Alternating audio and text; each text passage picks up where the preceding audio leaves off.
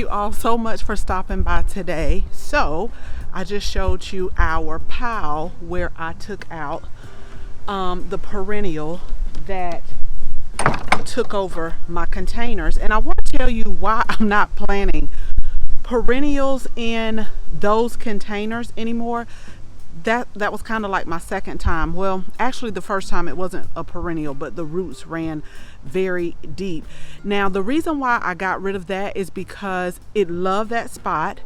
It grew way wider than what it said, because I was going to use I've always used my containers, and I'll show you just a second. You probably see it all the time in videos where I put the perennial towards the back, and then I would just change out the annuals every season.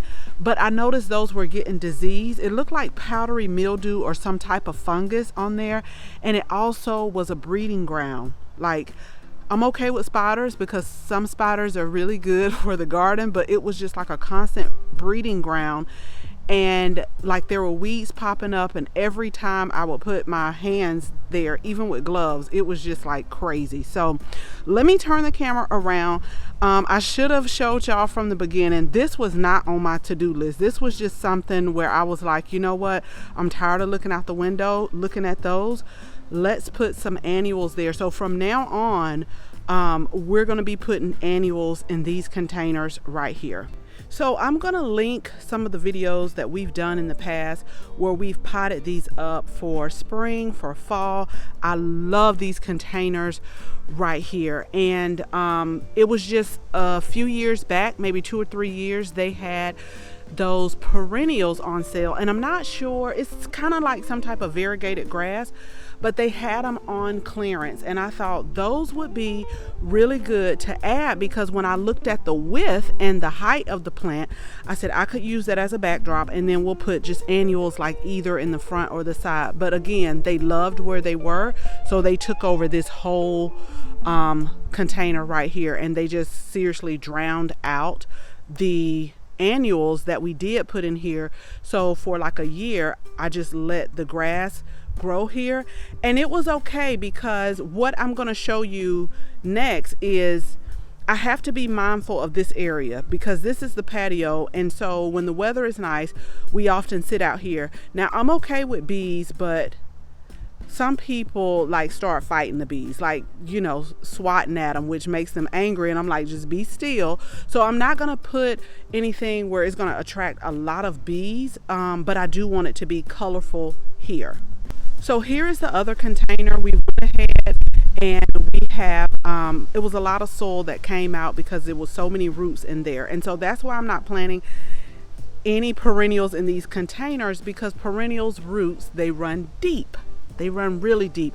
And although this container, like, it doesn't go down to the bottom, it may go like as deep as this, like the roots really ran deep, and it was so hard. I had to use this little hand trowel right here, didn't do it. I actually had to get the shovel and put my leg up, and like really, I've got a good arm workout today.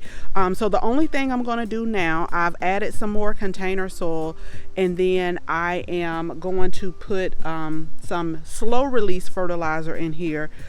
And I was really going back and forth on what I wanted to put in here. I know I wanted some color, but let me show you what I first was going to put in here, and then once I start seeing the bees hang around, I changed my mind, because it's really close to where you sit.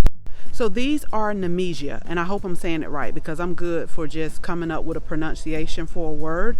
But they are so beautiful, and I love these plants, and they like the cooler weather. Like, each year I have been planting them in containers because the flowers sort of remind you of a snapdragon, and they're so pretty. But I left them here. I think this is called like blue jean or denim or something like that, and I really need to get them in the ground and like deadhead them so that they can branch out.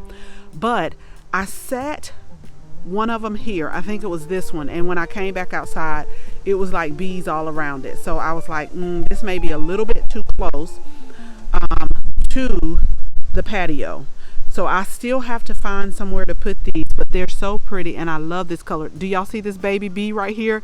So they love them. Like, they seriously love them. And I know specifically my kids, they just started like going crazy. So I'm not going to put these in this one. I'm actually going to put some pansies that I bought that have been in a container once again for way too long. Instant gratification here. I planted a few pansies from seeds, but I think I actually put them like out in the garden somewhere. But I saw, when I went to my favorite place, I saw some pansies, and instant gratification for me, y'all. So I immediately picked up a few trays. So that's what we're going to plant here. I'm not saying that the bees don't like pansies. I do see them hanging around, but not as much as things like snapdragon, because we have snapdragon that I considered. And what else did I consider? I actually considered like some of the mini roses right here. But I'm going to go with these pansies here because they're all different types of color. Pansies are great for the fall and the spring. And then I can pull them up, and they're not deeply rooted like what we just took out of here. So we're going to go ahead and get these planted up, the pansies. I'll show you, and I'll show you the variety, just so we can enjoy some color. Y'all, I got to clean off this patio. This is like ridiculous. It's really ridiculous what I'm doing, and I know better. So I'm going to do better. But make sure you hit the subscribe button because we're going to get it together soon. So I was so torn on which one I wanted to use. These aren't pansies. These are the violas right here. But I just love this color. It is just so pretty to me. But it's all one color. And I think I have another place for that. So we're going to put this somewhere else. And I think I'm going to go with this variety of pansies. And I have some more cell trays of these. Some of them, I don't know the color, but I'm just going to plant them. But they're all different colors right here. I'm just going to trim some of them up. And so we're going to put these right here because they're not deep rooted like the perennials. And then they get about 6 to 8 inches in height. And so when it starts to warm up next year, we can just pull them up, no problem, no shovels, maybe a hand trowel, but no shovels. And then I have to think about what I'm going to put here because, again, I don't want to put anything that's going to attract a lot of bees, especially when you're like sitting down over here. We're still going to keep our pollinator friendly plants for the bees in the garden, but we just won't have them up close here. So let me go ahead and get everything planted because we actually have a tropical storm coming. I like to plant when I know it's about to rain, and so I'm still going to water it in, but I know it's going to get that good rain that pulls all those nutrients in so we can just see all of these flowers start to bloom. Okay, so we're going to go ahead and get these planted in here. It says the spacing is about 9 inches apart, and y'all, I have such a horrible habit of not putting my garden tools back where they should go. So normally I'll take like a butter knife specifically for the garden and get them out so that I don't pull them, and I didn't do it. And then I also have my little snippers. These are my favorite. So the blooms that are already spent, I'm just going to go ahead and take that off so that it can stop putting energy in there. So we're going to go ahead and get this planted up because, yeah, the wind is really coming. But we're going to get it done before the storm comes. This is going to be some really good rain on here. And I also want to tell y'all, too, that the latest straw mulch that I got, horrible. It's horrible. It once again has those seeds in there, and so I've been going around to pull them out, and I just hate that. But again, you never know if you're going to get a good batch or a bad batch. The last batch was awesome. This batch, and I tried to figure out where did I get it from, but you just don't know.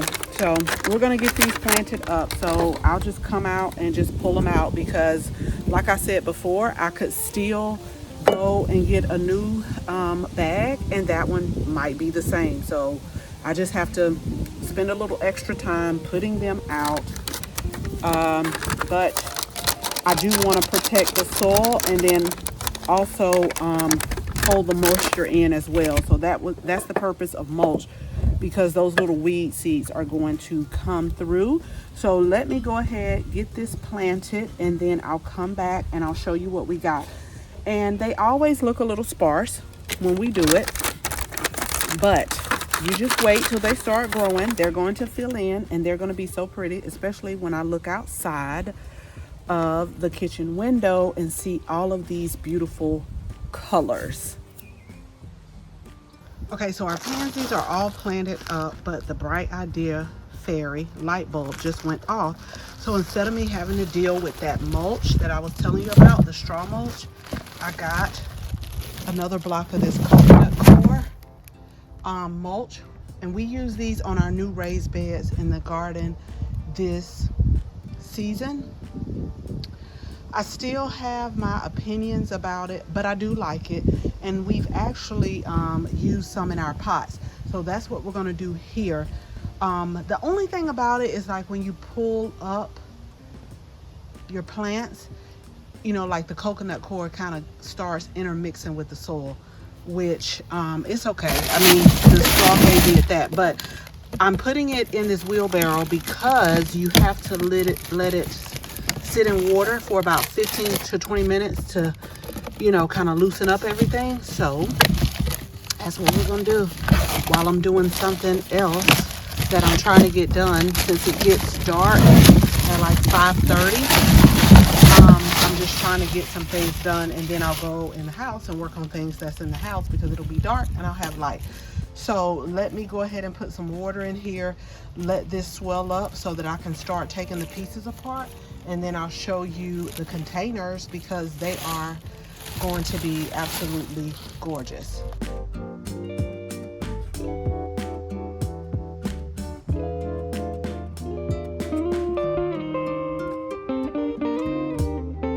So we have our patio containers all planted up, and I absolutely love it, and I can't wait till they start filling in and producing all of these beautiful big blooms. And I'm really glad that I thought about the coconut core, because I do like them, but I don't know if this is something that they sell like every year. I actually got these from Costco, and I only have like one block left, which is why I haven't switched the other raised beds to the coconut core, because a little goes a long way. Like that one block it makes a pretty decent amount, but then when I think about the raised beds, what we have, it can get a little bit costly. So I absolutely love these containers. These are the self-watering containers. So I went ahead and watered everything in, but what I really love is this rain indicator. We have self-watering containers in the front as well, but it doesn't have these rain indicators or like water indicator. So once this gets down, like it'll start going down, once you see one, that lets me know to go ahead and water it. So the plants are really receiving bottom watering, and I don't have to water it like I have to do everything else.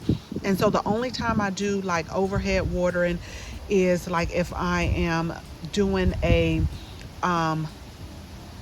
fertilizer, like a liquid fertilizer, or feeding the leaves. But we put the water right here.